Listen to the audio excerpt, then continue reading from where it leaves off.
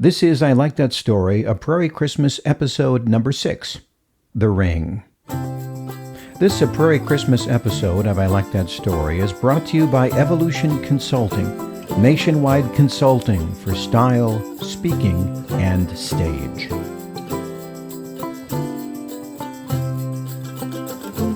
Many of the stories you hear come from listeners and are my favorites, like this one I call The Ring.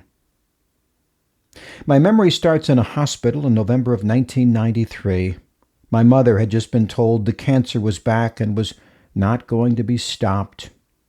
She asked the doctor for pen and paper and wrote a note to me, giving me a gift I would remember forever. Here's the story of that gift. My parents met in the early 60s. My dad was in the service, a member of the Army band, and met my mother in a church choir. My mom told my aunt the day she met him that she would marry him someday. Later, when he was stationed in Germany, he wrote her a letter, asked her to marry him, and she quit college and headed overseas. And so they were married. Dad's plan was to get her a proper ring after he got out of the Army and established himself. Well, one child followed the other, and pretty soon he was a high school music teacher in St. Paul, Minnesota, with 3 children and 1 on the way, and bills that were always bigger than the paychecks. But they were happy.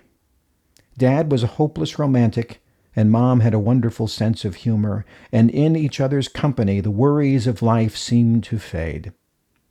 In her last month of pregnancy, Mom became concerned about the health of her baby and wanted to see a doctor. Dad went along despite a raging headache. It turns out that Dad wasn't concerned about Mom, but was concerned about my dad's headaches. Tests were run, and suspicions confirmed. Dad had brain cancer. And that day, patients were isolated, and so Mom was admitted to a hospital that delivered babies, and Dad was taken to a cancer home. Dad's cancer turned out to be aggressive, causing severe headaches, blurred vision, and vertigo, and under no circumstances would they allow him to leave the hospital. Shouting, cursing, complaining did no good. He was not allowed to leave. Looking back, I wonder if he knew the severity of his illness. I do know this. Sick as he was, Dad managed an escape plan. He contacted my Uncle Bob, who was newly discharged from the Army in Vietnam, and had him come by to visit in his uniform and overcoat.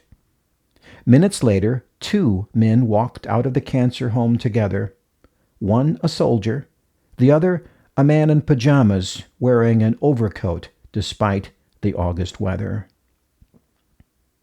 That afternoon, my mother awoke to find her husband beside her bed holding their newborn baby. She smiled and scolded him for leaving his hospital bed, but couldn't hide her happiness. Here is the picture. 2 young parents in a hospital, grinning like fools at their newest son. One parent named Karen in a hospital gown. One parent named John wearing an Army overcoat in August. Karen did not know yet about food stamps and welfare and just how small a life insurance policy would be. John did not yet know that after that meeting he would go back to the hospital where he would die a few days before Thanksgiving. They just knew that moment of pure joy together. After a bit, he told her he had made a stop on the way to the hospital, and after kissing his son, John got down on one knee and offered his bride a small diamond ring. And with tears in her eyes and a smile on her face, Karen said, "I do." Those were my parents.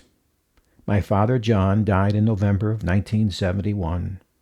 My mother, 29, with 3 children and a brand new baby, would never remarry, and she would wear that ring until the day she died.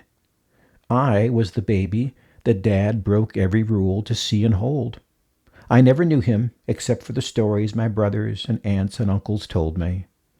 I knew nothing about this story until after she died, when my aunts told me the details and when her lawyer gave me a handwritten note that she wrote from her hospital bed that would be her last gift to me. It said simply, "I want Chris to have my ring." I never knew them together, yet their love for each other affected me all the days of my childhood and youth, to the day I got down on one knee and offered my bride that same small diamond ring. And with tears in her eyes and a smile on her face, my bride Diane said, "I do." Sincerely, Chris Holmberg.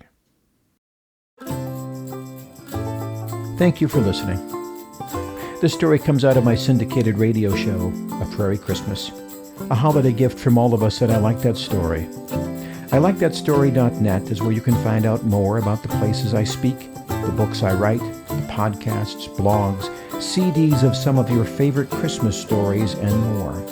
Look us up on ILikeThatStory.net. And until next time, with music from Dan Schwartz, I'm Jeff Gould. Merry Christmas.